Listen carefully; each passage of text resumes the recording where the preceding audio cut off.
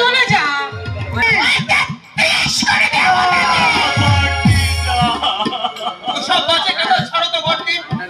তোমার কি মাথা খারাপ হয়ে গেল নাকি? কেন বাজে তর্ক করে নিজেকে উত্তেজিত করে তুলছ বর্তি? সেই কখন অব্দি আমি অফিস থেকে বাড়ি এসেছি, এখনো পর্যন্ত জল খাবার খাওয়া আমার ঈশ্বর কিনে পেয়েছে, আমাকে তুমি খেতে দেবে। চলো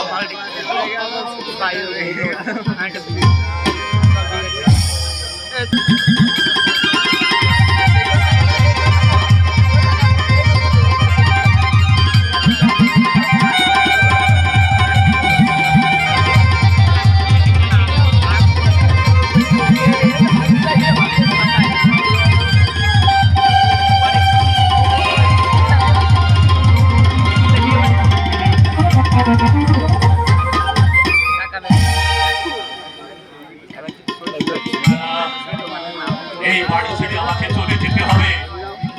আর কিছুদিন এখানে থাকলে এদের মায়া মমতা রক্তপাত আমার গলায় ফাঁসির মতো বিঁধবে। তাই না না, আমি আর কিছুই ভাবতে পারছি না। আমার জমজমাট নেশাটা একেবারে ফিকে হয়ে যাচ্ছে। আমাকে আর একটা মত করতে হবে, আমাকে মাতাল হতে হবে। কিন্তু টাকা, মদ খাবার জন্য তো টাকার প্রয়োজন। শালা আমার পকেটে তো একটা টাকাও নেই, কিন্তু আমি এই মুহূর্তে টাকা পাবো কোথায়? টাকা টাকা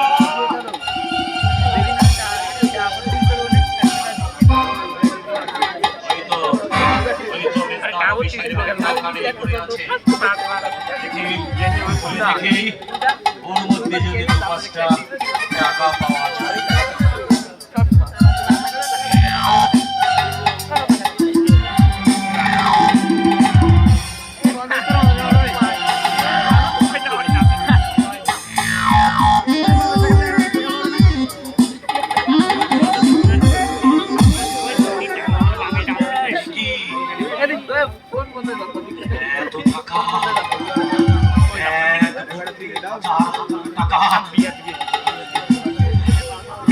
এইভাবে টাকা পুরো এখানে রেখে গেছে।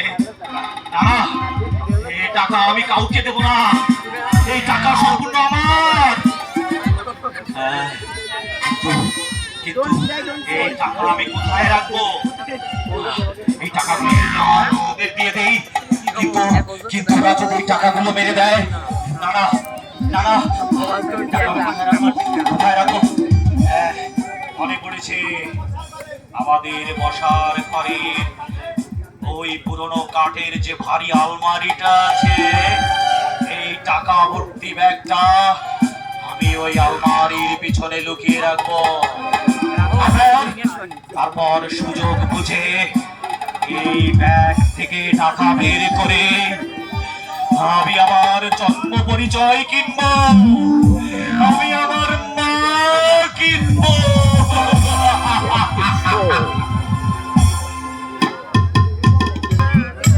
কিনবো এবার পুজোর বোনাস পেলে আমি একটা টিভি কিনবো।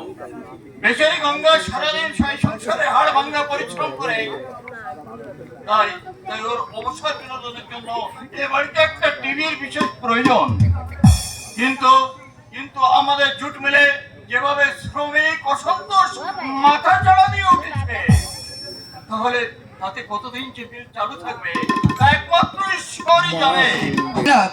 জানি না আমার ওই ব্যাগটার মধ্যে যে কত টাকা রাখা আছে, ওরা কেউ জানে না। জানলে দেখি বড়টা, আমার ব্যাগটা কোথায়? হ্যাঁ, আমার অফিসের ব্যাগ।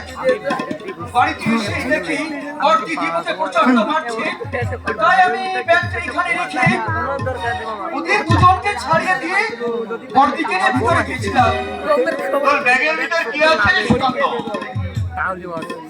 যেসব দোকানদার আমাদের ব্যাংক থেকে লোন নিয়েছিল, সেই লোনের দেওয়া 75 লক্ষ টাকা আছে। 75 লক্ষ টাকা? 75 লক্ষ টাকা। টাকাটা ফিরে আসার পর থেকে ব্যাংকে বন্ধ হয়ে গেছে, তাই আগামীকাল আমি ব্যাংকে জমা দেবো বলে টাকাগুলো বাড়িতে নিয়ে এসেছি। বলো বলো দাদা, ব্যাগটা কি তুমি তুলে রেখেছো? না রে, এখানে এসে আমি কোনো ব্যাগও আমি দেখতে পাইনি। দেখতে পাওনি? তাহলে তাহলে কি বর্দি ব্যাগটা তুলে রেখেছে? বর্দি, বর্দি, আমাকে ডাকছিস কেন সুকান্ত? আমার অফিসের ব্যাগটাকে তুমি তুলে রেখেছো বর্দি? না, আমি তোদেরকে খেতে দেবো বলেই তোকে তুমি রান্নাঘরে এলাম। খেতে খেতে ব্যাগটার কথা মনে পড়তে আমি এখানে এসে দেখি ব্যাগটা নেই। হ্যাঁ, তবে কি আমরা চলে যাওয়ার পর সুধীর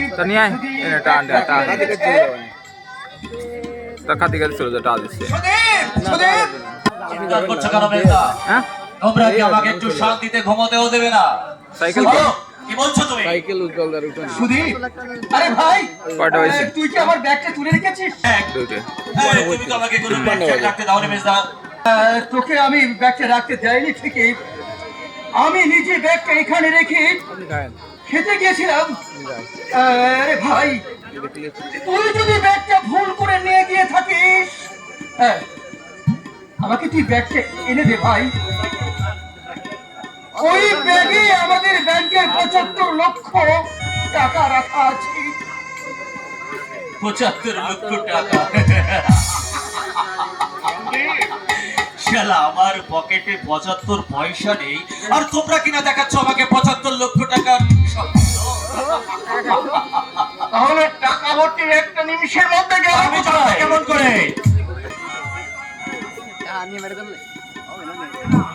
সারা বাড়িখানা আমাকে তন্ন তন্ন করে খুঁজতে হবে। ওই ব্যাগটার মধ্যেই রাখা আছে আমার সারা জীবনের সুখ, স্বপ্ন, ভবিষ্যৎ। আমার সামান্য ভুলে ওই ব্যাগটা যদি আজ পাওয়া যায়, তাহলে সম্মান বাঁচাবার তাগিদে আমাকে যে আত্মহত্যা করতে হবে। বর্দা, সুকান্ত, আমি একদম মিথ্যে বলছি না বর্দা। কালকের মধ্যে টাকা জমা দিতে না পারলে আমার তো চাকরি যাবে। সুকান্ত, হ্যাঁ, সেই সঙ্গে আমাকে জেল কাটতে হবে। না, তাই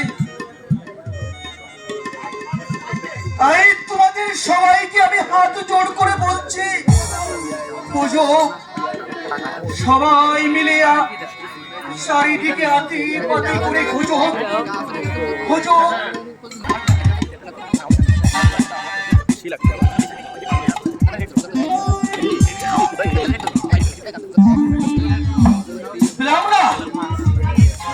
আমার বাঁচার মৃত সঞ্জীবনী সুধার পাত্রটা আমরা কেউ খুঁজে পেলাম না।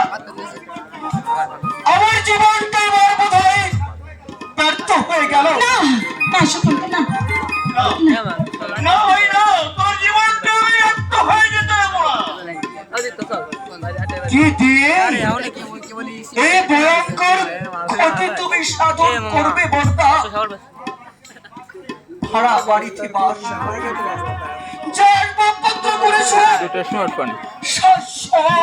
বিক্রি করলে আমি জানবো এই 75 লক্ষ একসাথে যাবো না, তুই যে সময় কোর্স করেছিস হবে রে ভাই, হবে। যে কোনো একটা উপায় আমাকে বের করতেই হবে। যদি খুঁজে না পাওয়া যায়, তবে আমাদের যত সর্বস্ব সুখের বিনিময়ে তোর সম্মান আমি বাঁচাবোই বাঁচাবো, বাঁচাবোই। না না বাটা না, আমার ভুলের মাসুল আমি তোমাদের কাউকে দিতে দেব না। আমার মুখের হাসি অম্লান লাগছে বটে, আমি তোমাদের কাউকে জানাতে পারবো না। সুকান্ত, হ্যাঁ বটে, হ্যাঁ, ভুলের বোঝা মাথায় প্রায়শ্চিত্তের পথে আমি একাই এগিয়ে যাব। বদলি যদি কোনোদিন আমি ক্লান্ত অবসন্ন হয়ে আত্মসুখে গাছতলায় দাঁড়িয়ে পড়ি, ও রামপাল বর্দি, সুকান্ত মেলা দূর সেদিন তোমরা সবাই আমাকে সহানুভূতির সালসা খাইয়ে মজা সেন্টের না দেয় তো একটু আছে চাঙ্গা করে দিও বর্দি, এরপরে সেন্ট দিয়ে চলে আসে। সুধীর চাঙ্গা করে দিও।